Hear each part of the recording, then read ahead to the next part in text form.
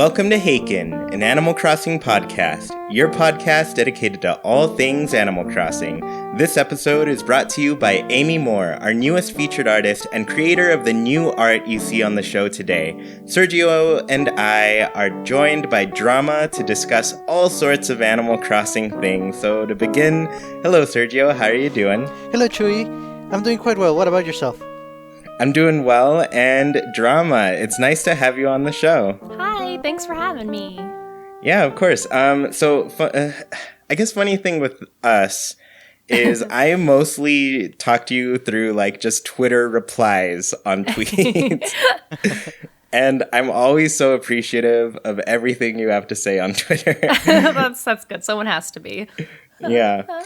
So yeah, basically, like I found your account because you were always like, just responding to stuff I was saying, and then I was like, oh, cool, you say some cool things, and I mean, of course, like it's because you're agreeing with me, and everybody feels good when people agree with them, but that's not a bad thing to be okay with.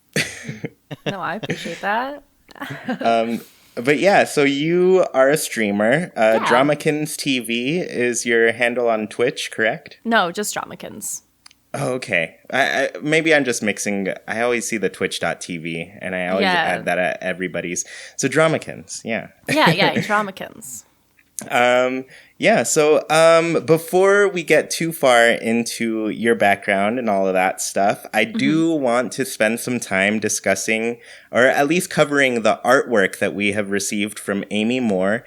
For those who don't know, I have a Patreon, and I typically use all of those funds to go, I guess, just directly back into the show, and for the most part, it has been art. And this piece I commissioned, that's the word I was trying to find. I commissioned it from Amy Moore, AMIMOORE. So Amy, I first saw her artwork. There was this piece going around. It was just a cabin, like an Animal Crossing cabin in the woods. And I was like, this is a delightful little piece. It feels so quaint. It feels quiet. It feels slightly dark as well. So I liked that. But then I clicked through her art because I'm always looking at artists who do specific Animal Crossing art just to kind of see what else they do. And her page has a lot of really cute things. I like, she has this really cute burger, some cute cats and stuff that she's drawn. And so I contacted her on Twitter and was like, hey, I don't know if you do commissions, but I'm interested in one. And she responded pretty quickly, and I respond pretty slowly.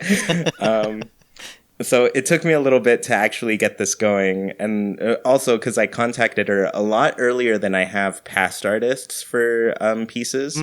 So this one, I was like, I'm getting in kind of the hang of doing commissioned pieces every season.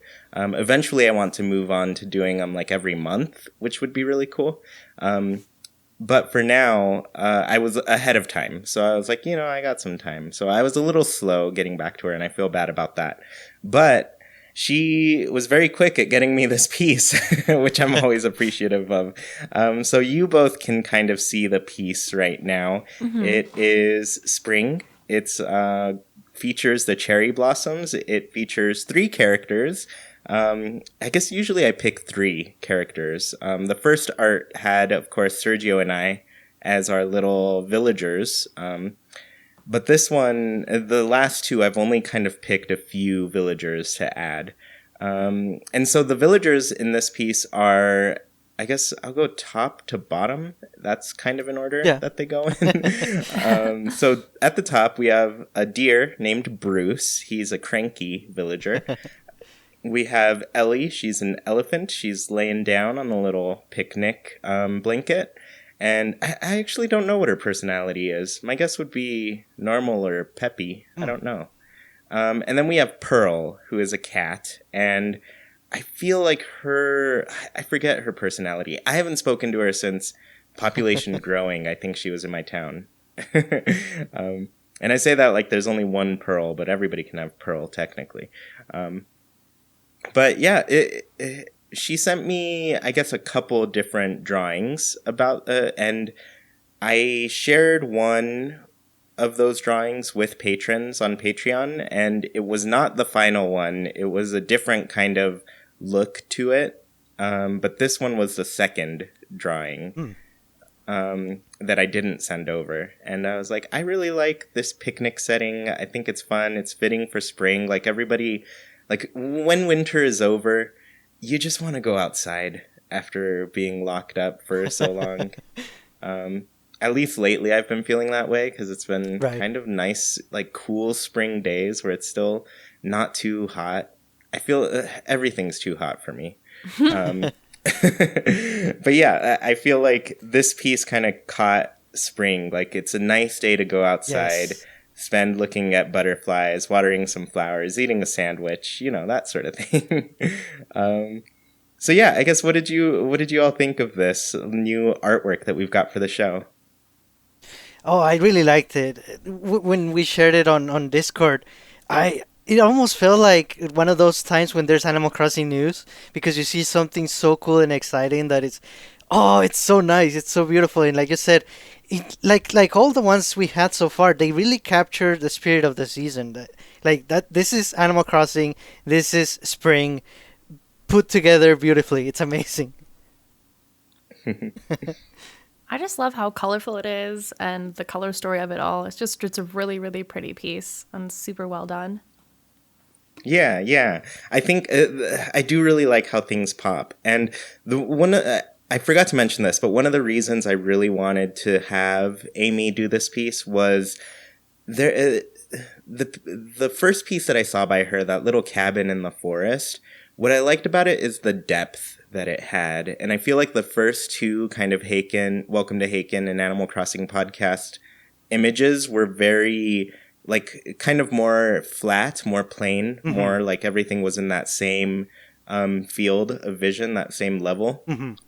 But this one, you know, you can tell there's like some layering to the characters and there's some depth to it. So that's one of the reasons that I really wanted her to do it, just to give more variety to the types of I guess, pictures that we're getting for this show.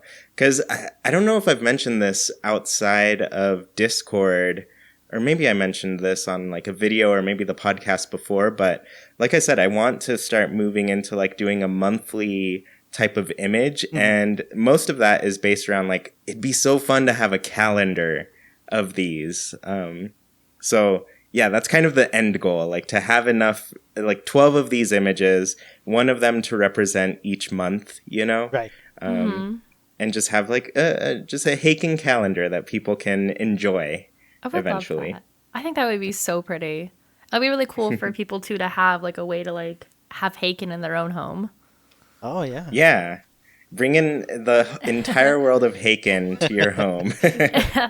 That's how you sell it. Yeah, exactly. So yeah, the last thing I really wanted to say was a little, I guess, usually the characters I pick have some sort of theme, some sort of meaning and everything. In this case, all of these characters had spring birthdays.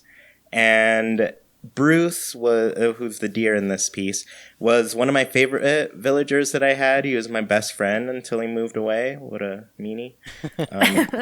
But he's a cranky villager. I never really liked the interior of his house. It seemed strange. Like, it didn't really fit him. He had like a basketball hoop going on. It was kind of grungy and strange. I don't know. I felt like it didn't really fit like the cranky personality, but you know, you get what you get. Yeah. And then Ellie, I have a good friend named Ellie who has done some pretty cool art herself, and I was like, oh, there's an elephant, and its name is Ellie, and I have a good friend named Ellie, and so I just picked it, and they had a spring birthday, so nice. I think it worked out. And then Pearl, like I said, is a villager I've had back in population growing. And yeah, so I thought it was just fitting to have a couple villagers that I have had in my town, and one that just reminded me of a friend who I haven't really had, but I have all the amiibo cards, so I could scan them in technically. I think they were... This character was a at least the Ellie character, was introduced in the first Animal Crossing, maybe E Plus or something. But it was one of the returning characters through the Welcome Amiibo card set. Nice. That's very repetitive. Welcome Amiibo card set. Two separate things. Just in case you thought I said Amiibo twice, I did. But yeah, it's a fun piece. I'm really happy about it. And before we move on from there, I do want to say follow Amy on all of her social media and everything. She's got a Twitter, Amy Illustration. Once again, that's AMI and then illustration, how you would normally spell it. Instagram is Amy Moore Illustration. And then she has a Tumblr as well, and she's Mayor Cutie Cat there. So mayor-cutiecat.tumblr.com. And that's where you can find her. And you'll probably see all of these things all throughout the social media. They'll be in the show notes as well, if you're interested. And like I said, check out her website. She's got a lot of really cute artwork there. And yeah, she does commissions. So if you like it, feel free to order from her. She's great. All right, so let's go ahead and move on. Like I said, we're going to get back to you, Drama. And we are now back to you. So what I always like to do when we have guests on the show is get kind of a background of their essential story with Animal Crossing. So my question to you is, when did you first get into Animal Crossing? What game was it? How old were you? Tell us every single detail you can. Like, I really love when people go in depth with these things. Okay. Well, the first time I ever played Animal Crossing was actually on the GameCube. I was in middle school, and it had just came out that September, and I was like, okay, I want it. And so that's what we did. I went ahead and been playing Animal Crossing since the GameCube, on release.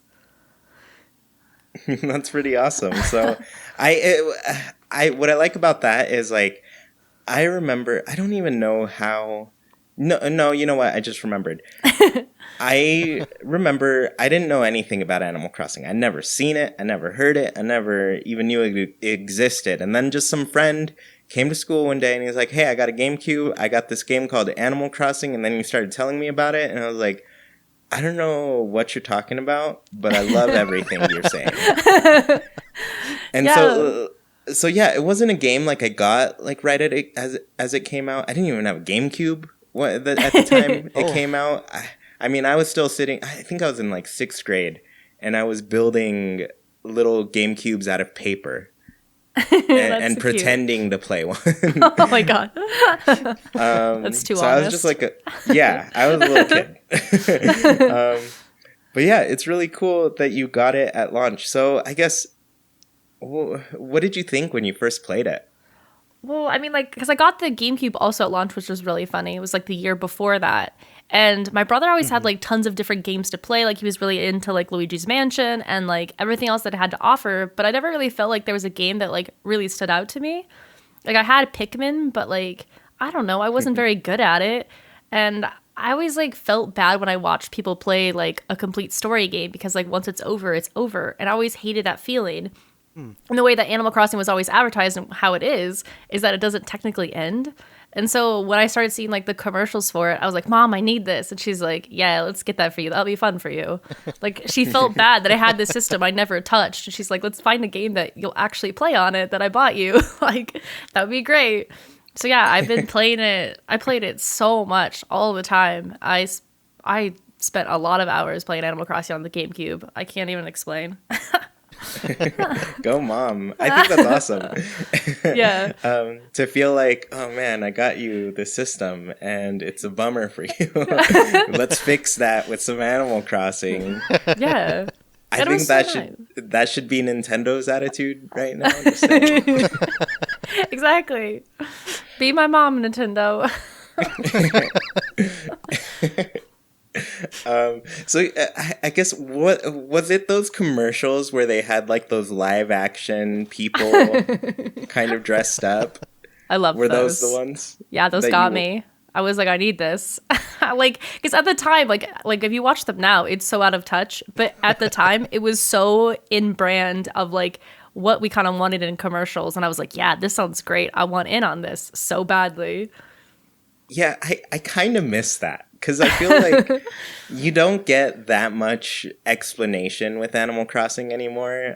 Because we've talked about this before, Sergio, where you're just like, yeah, it's this game where you get a house and pay your mortgage. Yeah. It's really cool. And so those commercials are unique because it gives you kind of, just this is how Nintendo decided to explain this game. And it was like, real world type of thing. That's bizarre, but it makes sense for anybody who grew up at that point. But yeah, it's pretty fun. So what was it about Animal Crossing that made you like it so much? I know you kind of went into the aspect of it, like, doesn't really end kind of thing, but yeah. That was a big thing for me. It was just like, I never wanted a game to end, and I still have that complex, like, to this day. Like, I never want games to end. I remember when I was playing the Animal Crossing on GameCube, I had got this statue that was like, hey, you finished paying off your house. And I remember crying, because I was like, no, does that mean it's over? Like, I thought this game means it wouldn't be over. I was, like, super invested in it, but I just love everything about it. I like that I can do what I want. I can explore. I can be adventurous. I can collect. It's kind of like all of my little niche things that I liked about myself or like liked in games was all in one game for me. And I was like, this is great. I love this. Yeah, I like that a lot. Especially because that intro with KK Slider, I always think of what he's saying. And he's just like, this is the place where you can do whatever you want. No rules, no parents, no nothing. Yeah, it's nice to go back to that. And I know, Sergio, you really latched onto that too. Oh, yes, definitely. So one thing I love about Animal Crossing is just like the diversity of players that are playing the game. And you get all different ages, genders, backgrounds, whatnot. So I'm interested in your experience being a female in the gaming landscape. Because like I mentioned earlier, you're a Twitch streamer and everything. And I feel like, you get all of this rhetoric from people who are just like, oh, it's always been a thing that boys do, that sort of thing. And I'm like, not really. It's always been a thing that a lot of people do. But yeah, I guess, can you go into your experience being a female in gaming?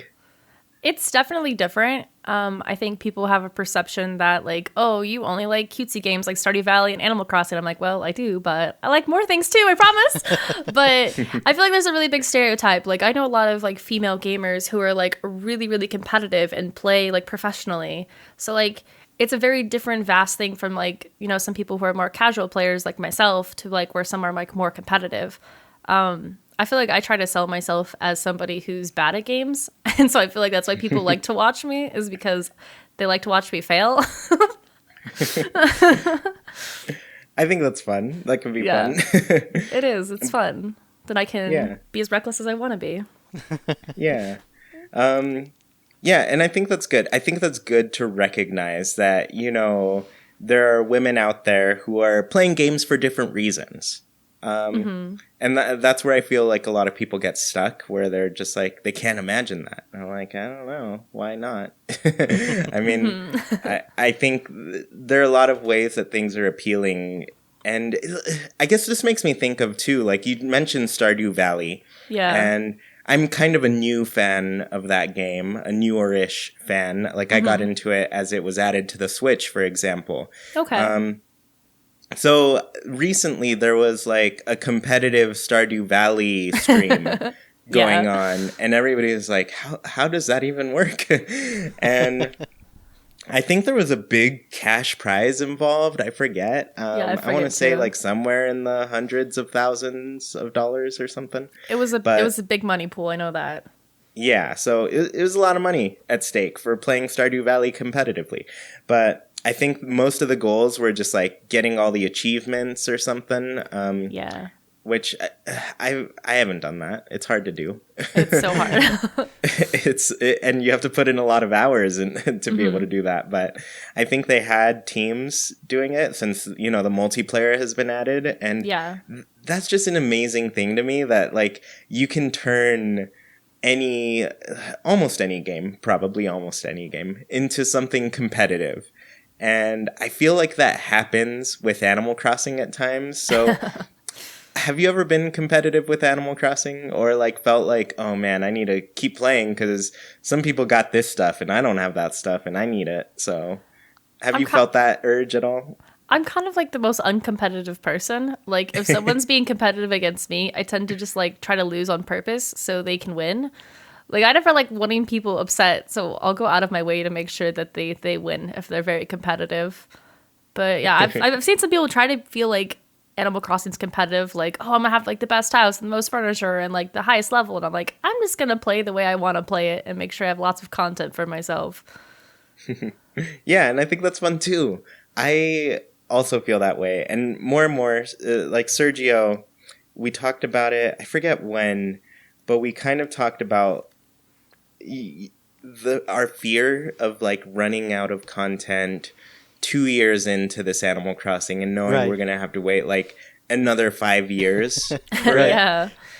And so like Sergio and I have talked about like maybe we shouldn't try to do everything we can in that first year. Maybe we should take it slow and like leave this game as open as possible to be lasting like whatever 7-year wait we have to go through again for the next game. Right. Yeah, so I like that aspect too, where you can just play and do whatever you want. And I think that I feel like that just captures Animal Crossing too, though. Like that's the whole goal of the game. Mm-hmm. Yeah. So we had some miscellaneous questions for you. Sergio, you actually came up with a lot of these. Do you want to go through some of them? Yes, definitely. So, Drama, who is your favorite villager and also non-villager character, like the special characters, you know, like Tom Nook, Isabelle, or KK? Okay. Well, my favorite villager is Midge. I fell in love with her in Animal Crossing New Leaf. And I just think she's just this cutest little bird. She's like a little, like, plaid or whatever you call it, like, sweater vest. And she has, like, a pink little home with, like, cute little furniture. And she was one of the normal villagers. And she's always had, like, really nice dialogue. And, like, when she moved away, I absolutely bawled my eyes out. Like, that was actually what made me stop playing New Leaf for a while. Because I was like, nope, I'm done. She moved away. I'm over this game. Like, so I was really upset about that. I think out of like the non-villagers, I'll probably have to go basic and go Tom Nook. I always like the idea that he's like this jokingly villain in the game. Like, oh my god, he's just a mobster. I like played up that role for him. So I've always loved Tom Nook and like all of like his little sunsy ruse. You know, now that I think of it, it would be pretty fun to see him kind of take up that persona where he's like, you know, retired mob boss or something, gone clean. Yeah. And he's like still got these like, you know, tendencies to do some sort of scam. But I think it'd be great. No. I think that would be so fun. That would bring so much life to his character. Like him getting off the phone with people, like, and you can tell it was like some kind of deal was going down. Yeah, especially with like people kind of saying New Leaf was great, but I think kind of across the board people were disappointed in the variety of the personalities of characters. Like everybody just got kind of bland after a while. And yeah, it'd be nice to give characters more personas that they could take up, you know? Yeah, exactly. So you mentioned you playing New Leaf, and earlier on you also mentioned, you know, getting population growing right at launch and being super excited. So question for you, which one of the mainline games is your favorite Animal Crossing game? I've played all 4 of the mainline games. But I have to say that my favorite was probably New Leaf.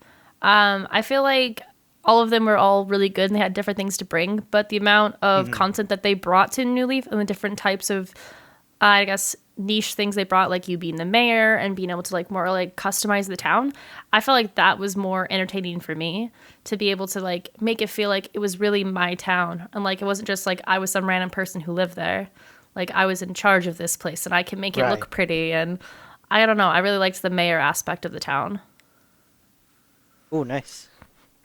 Yeah, and I think that's nice because, like, it's another way the game, like, casually gives you more stake in the gameplay. Because I think what you run into with a game like Animal Crossing is, like, okay, like, I know I can do this stuff, but, like, I don't really need to. It's not a requirement of me. I don't get punished if I don't. Yeah. But I feel like it gives you that in another way. Like it rewards you in some way, and you feel. I mean, I don't want to use the word obligated to play and keep your village looking great, but it does make you feel like some sort of pride behind your town. Yeah, there's an incentive to like keep playing or like doing certain tasks. Nice. So let's say, what is your favorite time of year to play Animal Crossing? Like, do you have a favorite season? Either you just have more time, or maybe it reminds you of a certain event? Well, my favorite holidays always have been Halloween. And so the idea that there's like an entire month basically dedicated to Halloween, like I'm all about that. Like I love doing anything Halloween-esque. Like I remember I had like an entire house dedicated to Nightmare Before Christmas, and it was just all Halloweened out. Like I had like perfect trees had like already lost their fruit there, like all around it. Nice. I was really into Halloween. Yeah, and I mentioned to you, Sergio, like when you shake those perfect fruit trees enough and they lose all their leaves, it looks so good. Yes. It during the does. autumn. It looks, they're so creepy looking. And so like I had like, it was like this random corner, like a little peninsula in the middle of my village. And like it was the very bottom corner. And so like if you walked down there, you would just see this house that was creepy looking with like creepy like dead trees everywhere. That is perfect. That's life goals for me, just to achieve like the perfect creepy looking place, because that's the aesthetic right there. Well, I mean, the rest of the town was cutesy. Like I had all of the cute furniture, like the mermaid stuff or like the candy stuff or whatever it was. But the rest of the town was super cutesy. But the one corner was like, wait, what? What's going on here?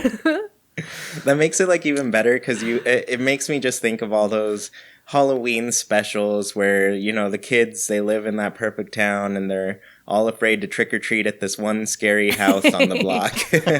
Yes. Yeah, that's awesome. Nice. Now, as far as, you know, the spin-off games like Happy Home Designer, Amiibo Festival, and more recently Pocket Camp, what do you think of those? Which one is your favorite? Did you actually like Amiibo Festival? We don't talk about Amiibo Festival. No, I actually never played it. I got a Wii U kind of at a weird time, and I already heard all of the horror stories. I was like, I'm gonna avoid that. But I did get Happy Home Designer, and I do play Pocket Camp pretty regularly. I did really like the games. I like Happy Home Designer because it sounds selfish, but it brought new content to actual New Leaf. So, like, it brought, like, the whole grid system into decorating inside your house. Like, that was gotcha. brought because of Happy Home Designer. Right. But it also gave me hope for, like, a future game because you're able to, like, decorate outside. You're able to, like, customize, like, your villagers' houses and stuff. And I liked that. And I'm like, okay, give me that in the Switch now. Like, that's what I want. Yeah. And then Pocket Camp has been really fun, like, as, like, a little, like, nighttime game. Like, I always, like, kind of go through and, like, collect all my stuff or do the tasks and... I don't know. It's just kind of like a nice little, like, I guess, fill the void moment. Oh, nice. So have you been playing since launch? Yeah, I've been playing since launch. Not, like, heavy, but, like, if I ever go on a break, it wouldn't be more than, like, 30 days. But I've been playing pretty regularly since launch. Oh, nice. That's pretty awesome. So have you been like keeping up with kind of the updates that have happened recently? Yeah, I do all of them. Like, especially, like, the new updates have been really awesome. Because all of the events are, like, month-long now. Instead of just, like, at the time, it was like, oh, here's a random flower event. Well, we might get another event in, like, 2 or 3 weeks. But now it's, like, there's a whole Right. theme. And it's, like, this one was, like, a very spring event. Like, here's a bunch of spring, like, flowered furniture and, like, spring items that you can get. And they kind of, like, kept the theme, like, for it the whole time. And so I like the way that they're doing the events now. And you can just participate in which parts of it you want or participate in all of it. Yeah, and I keep saying, or at least like, you know, I've been speaking very highly of Pocket Camp lately because I feel like it started off slow. A lot of people were, you know, they were just turned off by it. It didn't feel like it filled that need for Animal Crossing like they wanted it to. Mm-hmm. But now I'd say like all of the updates that we've gone through, all of the things that we can now do, and sort of the things that they streamlined as well. Things like doing tasks for villagers and stuff. Like, you can do that so quickly now that you can enjoy other parts of the game. I feel like it's finally become that mobile title that Animal Crossing should be. Yeah. Yeah, so it took them long enough, but I think the unfortunate thing is like there are a lot of people who aren't going to go back to that. They're not going to try it again. Yeah. Usually that first initial release is like that big push to really get a game out there. And I think unfortunately people were turned off by it. And I'm like, no, but it's good now. You should check it out. It's fun. I mean, I'm really glad they did it because there's a lot of friends of mine who I've met through Twitch and all of that who never played an Animal Crossing title before. And they played Pocket Camp and they're like, this seems cool, but I feel like a mainline game would be really neat. I'll wait till it comes out on the Switch. And so like it has in a way like leaned people into like wanting to try like a mainline Animal Crossing game. And so like that's like some good that's come out of it, even from the people who may have abandoned it. Yeah, I'm really glad you have like actual examples of people who haven't played Animal Crossing and then, you know, kind of got introduced through Pocket Camp. I feel it makes me wonder who got introduced to Animal Crossing through Amiibo Festival. Those poor souls. If that was your first game, let me know. I need to know what you think of Animal Crossing. I need to talk to you. Yeah. Which reminds... And I don't know, I was doing a lot of research lately on like Animal Crossing at E3. Yeah. And just watching some of the commercials, there's this one with this kid and he's like trying to sell you on Animal Crossing and stuff. And I'm just like, I want to put feelers out there to try to find this guy, whoever he is now, and see what he just knows from doing that commercial. But yeah, it's really cool to hear that like people have actually been learning about Animal Crossing through Pocket Camp, and maybe they didn't stick around, but maybe they saw like, oh, there's some potential here, and I'd be interested in seeing a new game or a full game, which is cool. So let's talk about content, because you were just talking about streaming on Twitch. So tell us a bit about your I guess Twitch channel. Well, my Twitch channel is very different, I feel like, than from Animal Crossing. I tend to play more like looter shooter games or more like action-packed styled games. I just find them to be just, I guess, a change of pace, and it's a lot more fun to do like with a Twitch environment, I would say. Yeah, I think that's cool. That's, you know, just keep it high energy, have something always to talk about. So I'm guessing you play like a lot of different games on your own time then too. Yeah, I play a lot more like casual games on my free time. Like I've been playing like a lot of my time at Porsche or like Stardew Valley on the Switch, things like that. Like I'm more attracted to like the simulation like casual styled games. But for like my personality, they don't translate very well for stream. Like some people can stream them really well, but I can't. I'm just very like to the book of like how I need to do things like, and be efficient, and I feel like that's not very entertaining to watch. It's more entertaining to watch me like fall down holes and die a lot, I feel like. Yeah, so I understand that. Like as far as like efficiency goes, I spend like so much time just on my own going like, okay, what is the best way to handle my spring season in Stardew Valley this year? Yeah. So I'll just like plan that out kind of while I'm not playing. Oh yeah, I've done that too. Like I've started over in those games so many times because I'm like, okay, I can do it better. And like I'll see how efficient I can be like in a like the 2 years time frame in Stardew Valley, or like, all right, like with like same thing with what was it? My time at Porsche. I was like, okay, I need to start over again and again to like be more efficient before like this task comes up. And yeah, so my time at Porsche, I've seen a little bit of it. I don't know too much, but it is coming to Switch. What can you tell us about that game? I'm actually partnered with them, so yay! Oh, cool. But I love that game. So basically, it's similar in a way to Stardew Valley, except instead of having like a farm and like really focusing on growing crops, you have a workshop. So you're more crafting furniture and items, kind of for the town. And the way that I guess I like it almost more than Stardew Valley is that you're helping improve the town. So like at one point the town doesn't have any streetlights. You help build streetlights to make it so it's more lit up for yourself at night. And just like little things over time that you're doing to try to like be the best workshop in town, I guess.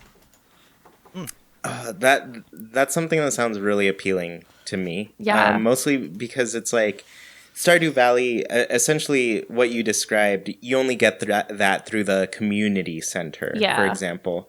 And one thing I always mention on Discord is like, I would not mind if going into this Animal Crossing game that we don't get kind of a full thing going. Like, I like that aspect of seeing your town grow and being part of that growth and I guess really contributing to the society in some way.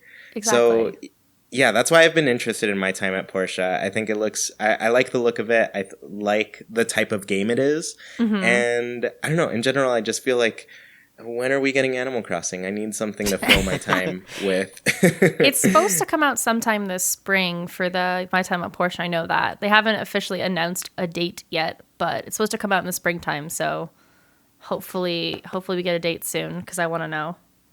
Yeah, that's exciting. I'm pretty sure a lot of our listeners are looking forward to that. And if they don't know about it, they'd probably be happy to play and know about that game. Especially just to like, you know, we need something while we're waiting. Yeah, it's definitely will fill the void of waiting, I guess. Yeah, so I guess as far as content go, do you mainly stream? Is that the main thing you like to create? Yeah, so I think for the most part of my content that I do is just mostly on Twitch, just mostly streaming. I've been doing that for almost 2 years now. So, yeah, I really like it, though. That's pretty awesome. And then I saw recently you've started a YouTube channel as well. And I, you know, because I follow you on Twitter, I kind of have an idea that it's going to be kind of Animal Crossing related. Yeah. Yeah, so I guess... I'm sure, like, you're just at the beginning of this / early stages, but I guess do you have any ideas of what you want to do? Because I look for as much Animal Crossing content as anybody, and even though I make a bunch of it too, but I always appreciate more. I'm the same way. Like, I feel like with my streaming, like I said, like it's very action packed, it's very in your face, and I kind of like want to create different style of content, but it's not exactly for my audience that I have with Twitch. So like I want to be able to have a different platform, so that like YouTube, where I can be more relaxed with gaming or like play, I don't know, if I ever like switch to other types of content, but I definitely want to be more focused around Animal Crossing as best I can. Yeah, that's awesome. Especially with like Animal Crossing Switch coming out, we're going to need to see everybody's towns. We want to see how people are designing things. Because I think that's like one of the really big fun things about it is like just how supportive people are / genuinely excited to see what you're doing with your town. And I think that's where I guess Animal Crossing does get away from that like competitive aspect. It's where like you have a community that's truly feeling like, oh, I really like what you're doing. That inspires me to do this. Or they like what you're doing, you know, and they're inspired to do something along those lines. So, yeah, I think that's exciting. Just because, like I said, I look for as much content as anybody. I do the same thing. Because I need to know. I need to know who knows what out there. I'm the same way. I literally search the word Animal Crossing on Twitter every day. I search the Reddit all the time. I'm always on YouTube, like looking for new videos. Even if I like watching like your wish list videos, like I watch all of those from everybody. I don't know. I love Animal Crossing content and I just want to absorb as much as possible. Yeah. I think it's just fun. It's fun to get more of the game that you love. So I guess what advice would you have for people wanting to create content? I think one of the best things that you can really do as a content creator is to not put all your eggs in one basket. Like I said, I've been just streaming on Twitch for like 2 years, but now it's like, okay, I want to expand my content now. I got Twitch under my belt. I still want to do it, but now I want to like branch out more into YouTube, or maybe I want to branch out more into like Instagram, or whatever the case may be. Try to make sure that you are dipping your toes in a little bit of everything in case, you know, one of the houses burns down. I think, yeah, that's a huge thing. I have a lot of friends. I do like marketing as like my main job, my day job. you could say. But I have a lot of friends who, like, marketing is one of those, I guess, types of careers where you can really do a lot with it. And when you start looking into stuff that you can do on your own, one of the biggest warnings is always like exactly that. Like, don't put all your eggs in one basket, because that basket's going to break one day. Yeah. And all your eggs are going to fall out, and you're going to have nothing to carry them anymore. And so that's always the danger with those types of things. You see a lot more just articles coming out of YouTubers feeling like, they're burnt out. Their channel has been destroyed by the algorithm. They can't really make the same amount of money or make the living they used to on YouTube. And they, unfortunately, in some cases, people are left like scrambling for something else, some other revenue stream. So yeah, I think that's really good advice to give people, and just to make sure, if you're going to depend on it, make sure it's not the only thing you depend on. Right. Yeah, exactly. I mean, that's why you see a lot of YouTubers coming over to Twitch now, is because there's just a different line of revenue and there's a different audience that's available there. And so you see a lot of people who are doing both. And I feel like it's easier to go from YouTube to Twitch, and going from Twitch to YouTube is a little bit harder, but I don't know. I feel like it's a different type of content that I want to make, so I think it'll still be fun. Yeah. And I think especially when people think about like starting to make content and everything, I forget what the percentage is of content on YouTube being about video games, but it is like the majority. It's a huge percentage. And so it's not only like a market that's very impacted, like a lot of people are doing it, but it's also a market that's like definitely evolving based on that. Especially like the switch over to Twitch. It rhymes. But what I'm saying is like the whole idea of doing content around video games is people usually think of like Let's Plays first. And a lot of those channels that did Let's Plays have been like on the decline. They don't really do them anymore. And if they do, it's a live stream type of thing, because that's just the way people have learned, or at least migrated toward, in terms of like enjoying watching people play games. And it's kind of, and I feel like it makes sense. It's like the natural progression of things to me, just because growing up, you play games with people. Sometimes it's like a single player game, and you're with some friends, but part of the fun of it is that you can all experience that game at once, chat about it, that sort of thing. And so I feel like Twitch was the natural direction to go with that type of content, Yeah, exactly. It's really cool because, like, someone might not know about a game that you're playing. They come in and ask you questions, and you can help them. And you can't really, like, do that as easily on YouTube like you can that instant gratification that people want. They can get that with Twitch, which is really cool. Yeah, I mean, I was streaming yesterday, and it was Breath of the Wild, doing like DLC stuff, and I was like, I can't climb this thing, it's raining. And somebody was like, if you fly over there, there's like a place you can fly up with. And I was like, oh, good. So yeah, sometimes we just need help, because we're not the best at games. We just happen to play them in front of people. Well, yeah, that's really awesome. Was there anything else you'd like you think is like good advice, or anything that really helped you out with your streaming? I feel like always being true to yourself. Like, you see some people who will like kind of play as a character or something like that. But I felt like for me, it was just so much easier just being me, and try not to be scared of like, oh man, when someone doesn't like me, well, somebody will. You're bound to find some people that will think you're entertaining or want to talk to you. So just be true to yourself, play things that you actually are interested in playing, and do things that you actually enjoy. And you'll produce good content, and people will show. Yeah, I think that's all. I think I fell down a rabbit hole one day when I feel like you tweeted something about like how long it took people to become, say, a partner on Twitch. Yeah. And, I fell down the rabbit hole just seeing like all these different responses about like how many times people applied. And got denied. Yeah. Yeah. So can you give us a little insight on that?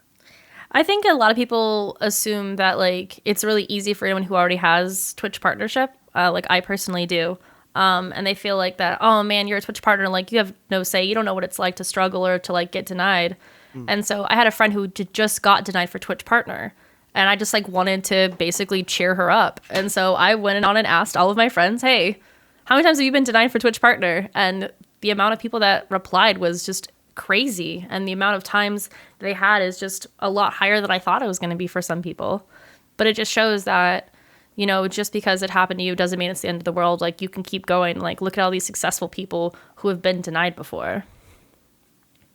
Yeah, it takes a lot of work to get there. And just because, like, somebody's already there doesn't mean, you know, they didn't... Their struggle to get there is not erased. Yeah. And their struggle to stay there is not erased either. Like, Oh, yeah, no, exactly. That's a huge thing with, like, a lot of people who, like, get Twitch partnership. It's hard for them to, like, maintain that audience, especially if their content changes or anything like that. It's always a struggle. Yeah, and I feel like this should give people some insight on how hard it is to start a band and then be a successful band for years, because everybody hates you as soon as you change what you're doing. but it's hard because, you know, people grow, they change, they transform in some way that just alters the type of stuff they're interested in making. Yeah. And so I think the realistic thing that happens is that people are going to change, and then there's some people who are going to like it. Some people are like, you know what, this is fine. I'm okay with this. I like it. So yeah, it's hard to start a band, everyone. No, that's really cool. And I always think of kind of the YouTube thing as well. And because my channel is, I don't know, a little over 3 years old at this point. But I remember at the beginning, things have changed on the YouTube landscape a lot. And part of it is just like understanding that YouTube is a platform where that depends on people watching a lot of things, and for them to essentially be able to serve up tons of ads. Like, that's what they're going for. They're trying to serve up ads and earn revenue through those. And so, like, when I started my YouTube channel, I think it was easy for, like, anybody to just run an ad on their channel. And then you get things that happen, some different types of scandals, and then a little later, YouTube changes, and they're like, okay, so, you know, our people aren't going to run ads on here if we just let anybody do videos. Like, we need people who in general are like creating a trustworthy type of audience, and, you know, aren't posting things that are going against, you know, their different guidelines and all of that. And so at the beginning, while I could run ads and that sort of thing, that changed quickly. And they've changed things where it's like, oh, you need 10,000 views on your channel to run ads. And then for a lot of people, that was like, oh, that's nothing. You can do that. And I was like, oh, I'm not there yet. And then I was almost there. And then all of a sudden that changed to like, oh, you need 1,000 subscribers and 4,000 hours watched in the last year. And so you're like, okay, yeah. And so I managed to reach that one, barely. It took 3 years. But yeah, I think being aware of just like what it takes to, you know, at least make it some form of revenue is also hard. Yeah, because, and I think that's the one thing I'm impressed with Twitch is that like you can look at your stats and see how you're doing as far as like how close you are with like partnership and stuff. And I guess my question is that like accurate to what it takes to be a partner, or are people still like denied after that? I mean, I guess at the end of the day, if you like you had really bad content, even though you had the viewership, they probably wouldn't want to give it to you. But for the most part, if you meet the requirements, you're pretty much guaranteed to get partner, but you might not get on your first try. And I feel like that's where a lot of misconception comes from, is they think is, oh man, I hit, you know, path to partner. I can apply for Twitch partner. And then they get denied and they don't understand why. It's because Twitch wants to make sure that you're going to maintain that. It's more about the longevity more than you did it right now. They want to make sure you can do it. Like I had a friend who was just recently denied, and he has about 300 people in his stream every day now. But they denied him because he had just recently started getting that traction, and they just want to make sure it's legit.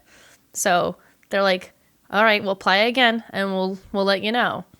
And that's kind of like, I feel like some people miss that. Yeah, and that's hard to do. So I totally get it from their perspective, but it's also like, it's just hard to maintain that. It's hard to keep consistent, but but the people who do, like, eventually they get there, and there's the reward at the end of it. Yeah, exactly. Yeah. So let's get into the main stuff. Let's talk about Animal Crossing Switch. Yes. Like I said, we talk on Twitter a lot, and it's mostly about Animal Crossing Switch and our disappointment of never hearing any news. I want to start at the beginning. Awesome. And by the beginning, I mean Animal Crossing Switch was announced. We had the September 13th, 2018. I've ingrained this date in my head. But that day was the day that changed everything. Because up until then, it was just speculation, like, is Animal Crossing happening? So we had that direct. Isabelle pops up on the screen. I started freaking out. I'm sure everybody started freaking out. But you find out she's invited to Smash, and then it's kind of taken away from you at that point. And then Tom Nook finally pops up, and he lets us know that he's working on our town, because, Tom Nook's our homeboy. Yeah. He's hooking it up. He's got my back. Yeah, he's got all of our backs. So what was your reaction to that announcement? Well, I think everyone's standard reaction was, oh my god, it's happening. Oh my god, it's not. Why would you do this to me, Nintendo? Then, oh my god, it is actually happening. So I went through a wave of emotion, and I feel like that it was such a heavy wave of emotion for me. It kind of put me in a bad mood like the rest of the day. Like, I was so excited that it was happening, but they had debated me so hard that I was just like angry. And like I was just like, I can't do this right now. Like I was very mad. I was a swearing mess. I was so glad I wasn't streaming it or like recording it, because it was just like me like, no, and like just yelling. And my boyfriend had came in. He was like, are you okay? Like, is everything all right? And I was like, I'm mad. I think that's the similar type of thing we had, where they're just dangling exactly what you want in front of you, and then it's Charlie Brown trying to kick the football. It really is. It's pulled away from you. You fall flat on your back, and you're just like, how could I fall for this again? I know. Why did I think you were going to treat me any differently, Nintendo? I think what gets me is that I was begging for that, though. I was begging for like just the splash screen. I was like, I just want them to confirm it's happening. I just want it to be confirmed it's happening. I was like, I don't care. It's just a splash screen that says like Animal Crossing. And that's literally what we got. And I was like, no, my own words against me. Yeah, and Sergio and I have said the same thing. We were just like, just tell us. Just tell us it's happening. Just tell us it's happening. And now that you've told us, 6 months ago, Nintendo, tell us a little more. Yeah, half a year we've been waiting. It's so... So, okay, now in hindsight, how do you feel about that whole reveal? Do you think it was good? Do you think it was deserved? Do you think it was too cruel? I feel like Isabelle was being announced anyway into Smash, and I feel like it would have been cruel to not let us know it was going to be also, like, coming for us, too. I feel like that's why they almost had to do a splash screen, even though they probably knew the game wasn't going to happen, like, anytime soon, and they had no gameplay footage to actually show us. They're like, we have to at least tell them, or else we're going to make every Animal Crossing fan angry. And I think they literally announced it just to circumvent the anger we would have all had. Yeah. It feels like they had to say it. Exactly. Yeah. Otherwise, it would have been a trap of us just going like, what are you thinking, Nintendo? The outrage that would have been if they didn't announce it, but they announced Isabelle as a character, would have been insane. I bet you it would have cut into Smash sales. Oh, yeah. I think a lot of people were like, awesome, Isabelle's in it. That's my girl. We're going to fight with her all day, every day. but then they don't announce Animal Crossing. You're like, oh, never mind. I don't, Yeah, you're whatever. announcing a character with no future. What are you doing? Oh, that's so sad to think about. It'd be sad to think Isabel's just trapped in that town hall in New Leaf and just not able to do anything. Waiting for us to come home. Shame. All right, so one thing I always bring up on Twitter is just how long it has been since this announcement and how little we know still. So how did you feel at the beginning of this year, like January, February, like prior to the Direct? I did not think it was going to come out this spring. I thought the soonest it personally would come out would be like June or like July. I felt like that would probably be the soonest. Like I was like, there's no way they would have done it that early in the year unless it was in the January Direct and we didn't have a January Direct. So I was like, okay, if we're not having one till February, then we're probably not getting one till the second half of the year. And so I kind of like have still been waiting for just like some information. And so I've just been like anxious for info more than like anxious for the game because I just know to not expect the game yet. Yeah. Yeah, it's hard. It's hard waiting for news. And I think that's where a lot of us are, especially after this Direct too. Yeah. Where so many of us were thinking like, okay, this is happening. It literally happened 5 months after the announcement. And it's like, okay, that seems like long enough, Nintendo. Come on, give us some news. Give us something. And then still nothing. Still absolutely nothing. And I feel bad because I think some people are still feeling like it's going to come out in the spring. And I'm like, no, buddy. No, honey, it's not. Our sweet summer child, it's not happening. Yeah, even the summer feels like a long shot at this point. Yeah. So what are you thinking in terms of like a release date? Well, mine's gonna be selfish because I like Halloween, so I want it to be in September so I can have the whole month of October to like enjoy. So mine's a selfish request, but I also think it'd be a good time too. Because there's gonna be a lot of people who have never played Animal Crossing before, and not that winter isn't pretty, like you had mentioned in a previous podcast. But it's just, I don't know, there's something nice about seeing the fall and the leaves and be able to catch bugs, and I don't want people to miss out on those like late summer, early fall experiences that they won't get if it gets introduced like in like, let's say November or something like that. Yeah, definitely. And I like your idea of having it like before October, because one of the coolest things, and you mentioned it earlier, was just that October was the month dedicated to Halloween. Like instantly everything changed. Like you'd run around in your town, Jack would pop up and be like, hey, come over here. And you're like, where's that voice coming from? Yeah. And you eventually find him and he pops up and he's like, hey, you want to help me be a little evil? And you're like, yes. Of course. So yeah, and then all of a sudden, like, you can find all the different masks and things in the store. You can buy candy, and it just feels like the month is dedicated to it. And that's definitely something I'd want to see more of in the game, where it's like, and I feel like almost like Pocket Camp is doing this too with like its month-long events, where you have these themed events and you have all these different activities that you do, which are all the same activities, but at least like the items that you're getting are all based around this season, this thing that's going on. And I feel like that gives people that connection to the world, that connection to like, this is a part of my day. This is how I'm going to spend a good part of my day. I'm just going to, play for an hour, maybe 2, probably 5. Yeah.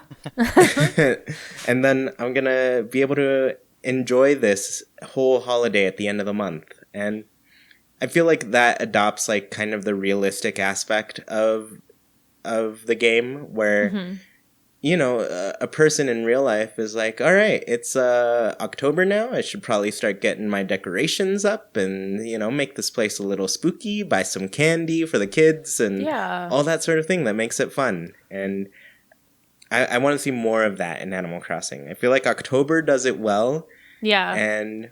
And like you're saying, it's a great, great, great place for new players to just experience the game. Because then they get to see like what makes it very exciting. Yeah. Why this real time clock makes sense. Watching the leaves fall and watching the snow fall, and then like when that finishes out, like they're gonna watch the flowers bloom. Like that whole like process and time frame would be so fun for a new player to be able to like really, really experience the game.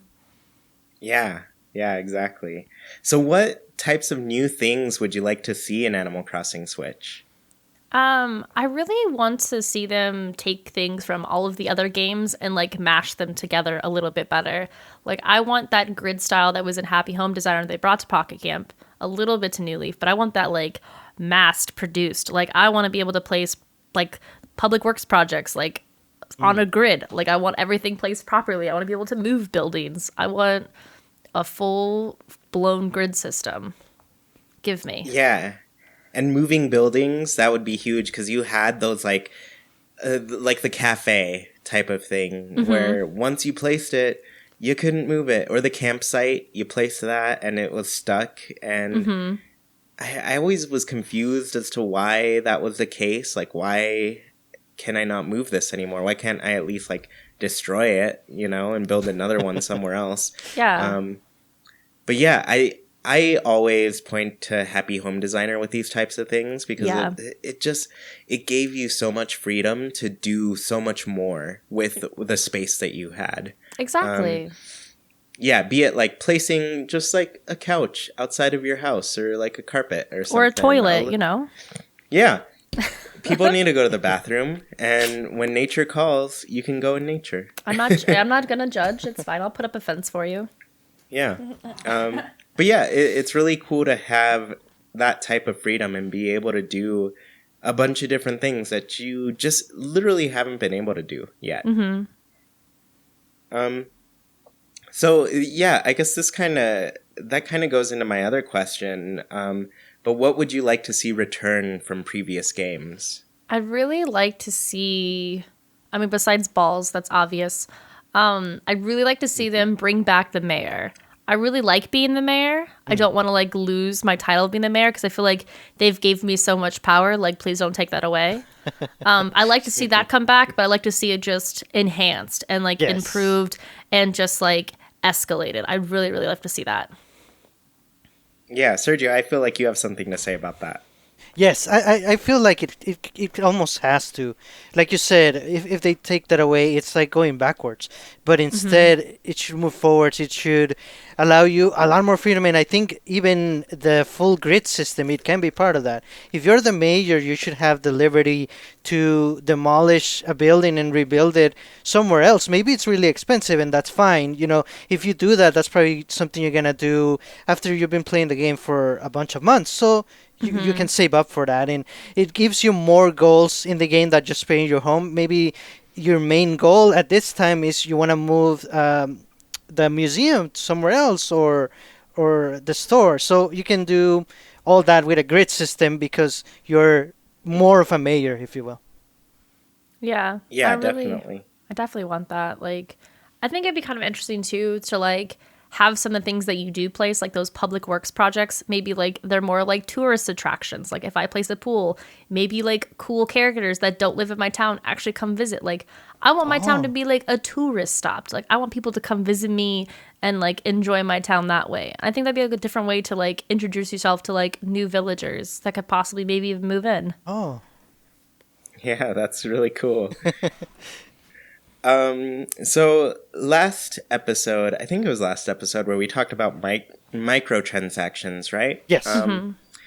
I mostly from the comments, I saw people were just like, no, definitely not. And I mean, I think it was unclear. Sergio and I would for sure prefer not to have microtransactions, but we're open to the idea of some sort of like DLC, be it like a big free update like Welcome Amiibo, or something we pay for, which seems to be kind of the route Nintendo has been taking with at least games now.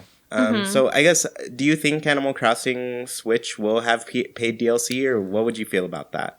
I kind of almost hope that they do, because like I think anyone who's played Animal Crossing for a very long time, when you play it for so long, after about a year or two, you run out of content.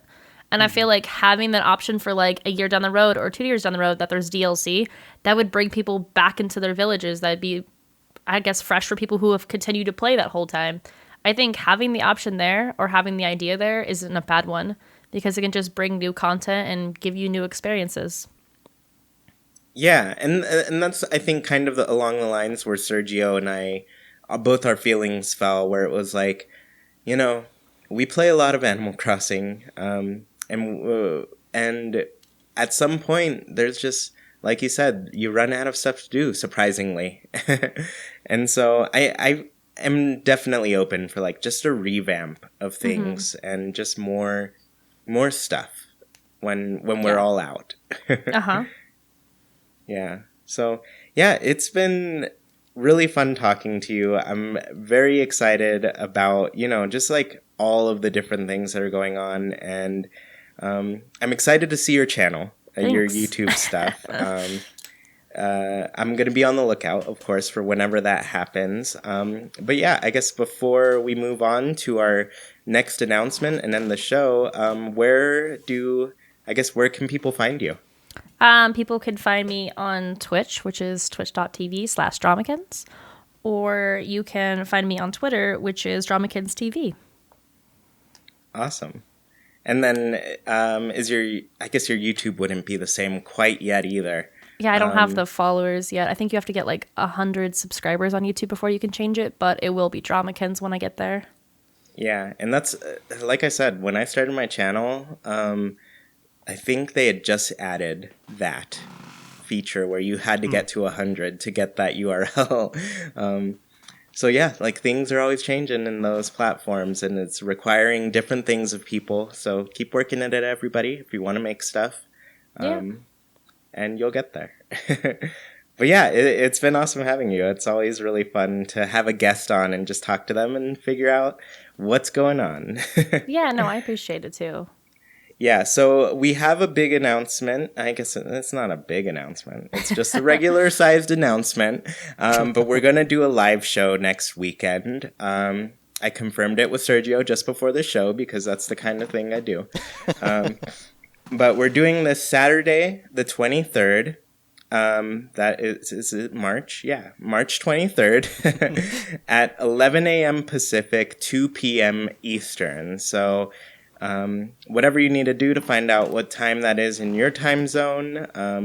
Luckily, we have Google now to find that out. But yeah, we'll be live. It'll be on the Discord as per usual. And I don't know exactly what we're going to do yet, but we always find some fun things to talk about, but I figured it's been long enough since we've done a live show, and I really wanted to go with a time that I felt would most likely work for a lot of our European listeners and everything. So yeah, if that interests you, join the Discord. Links are in the descriptions of this video or the podcast notes, wherever you're watching or listening. So yeah, it's cool. The last thing we're going to go over is, of course, our Haken's Villager Corner. I think we're going to try to go through this pretty quickly today, Sergio, since we're going long. Yes. Sorry. But the question... Oh, no, that's all right. It's always worth it for having guests on. And, you know, really, nobody minds when we go long. I always hear, like, people look at the time that the podcast goes, and they're like, yes, it's a long one this time. I'm the same way. I see it long, and I'm like, ooh, time to get some snacks. Let's go. Yeah, so I really appreciate that people love listening to this.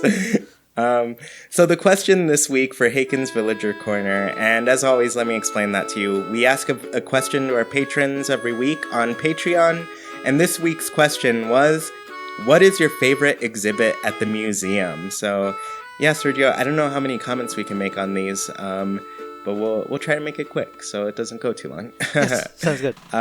Yeah, do you want to start, Sergio? Yes.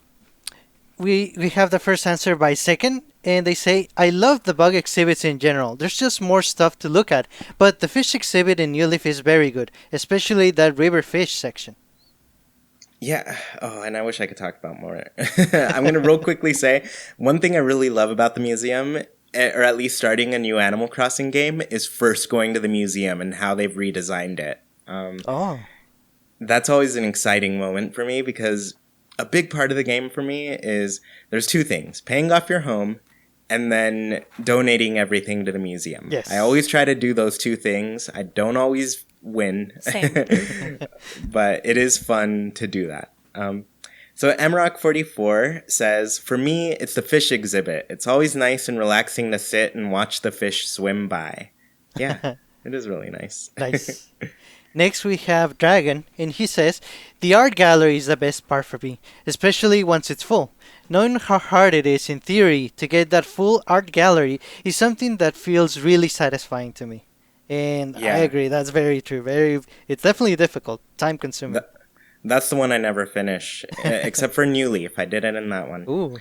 Nice. Cyborg Jiro says, I like the fossils in general. It feels rewarding to complete a fossil. I usually hoard them in my home till I have one completed to give to the museum.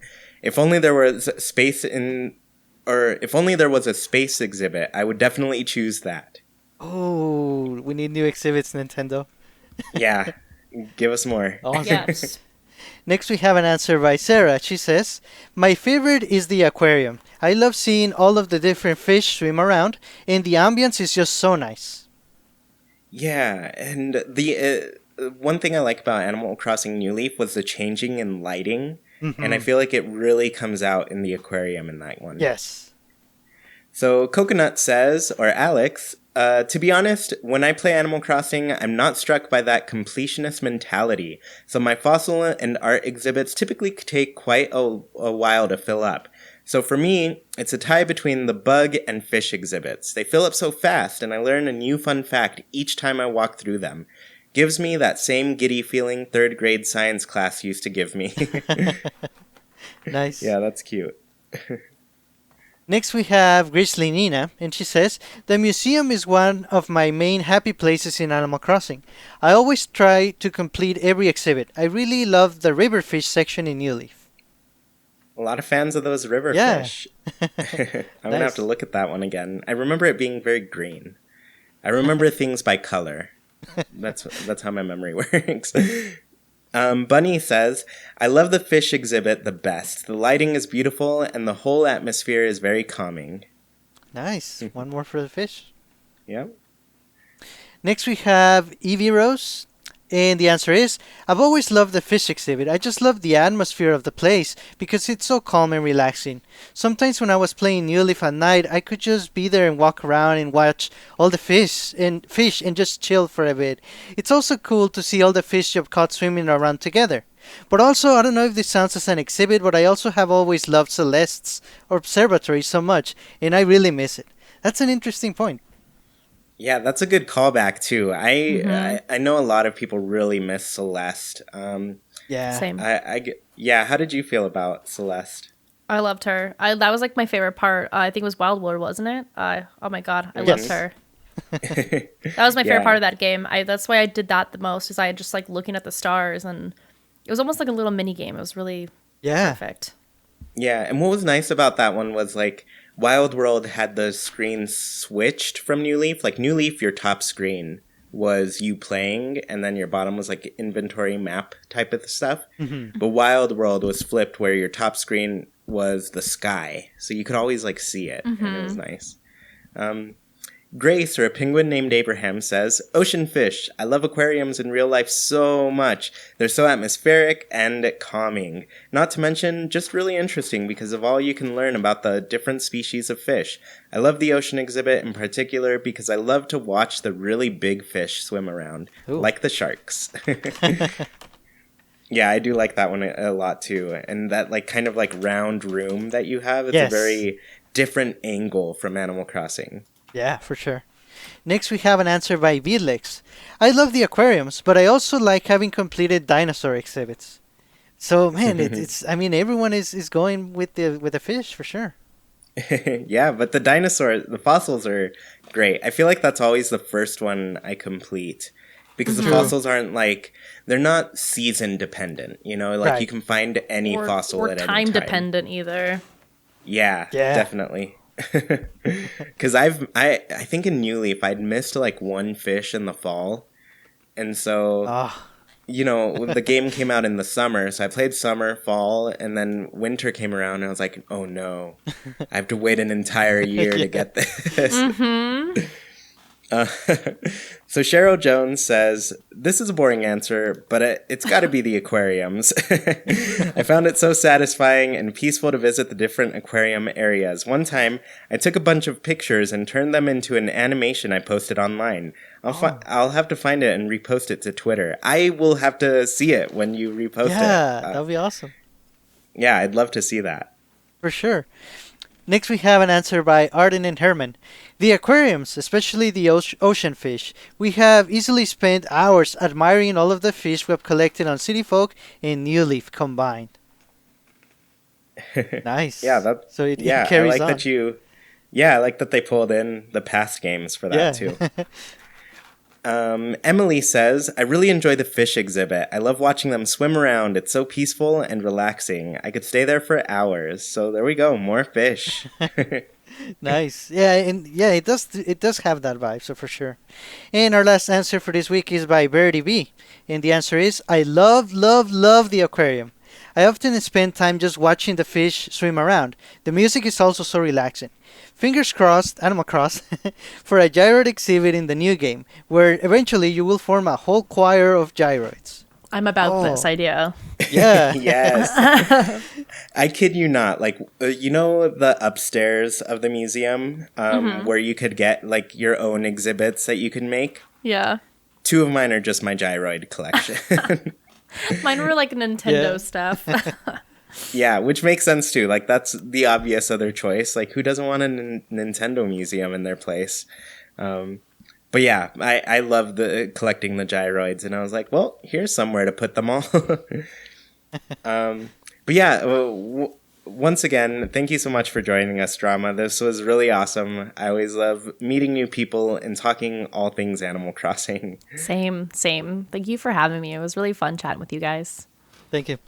And thank you so much for listening. If you want to be part of the conversation on all things Animal Crossing, please join our Discord. I have a link in the description of this podcast. It's totally free to join. You don't have to be a patron. And if you do join, you can get Sergio and my friend codes. We have a friend code sheet, and it's real easy to use.